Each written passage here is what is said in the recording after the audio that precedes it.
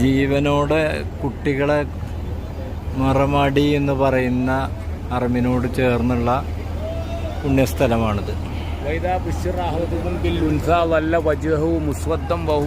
എന്ന് പറഞ്ഞിട്ടുണ്ടല്ലോ ഖുർആനില്. ആ ആയത്തുമായി ബന്ധപ്പെട്ട സ്ഥലമാണിത്.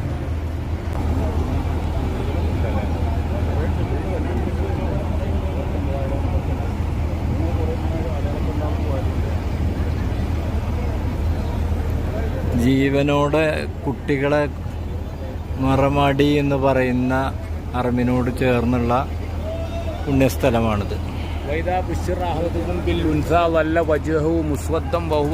എന്ന് പറഞ്ഞിട്ടുണ്ടല്ലോ ഖുർആനില്. ആ ആയത്തുമായി ബന്ധപ്പെട്ട സ്ഥലമാണിത്.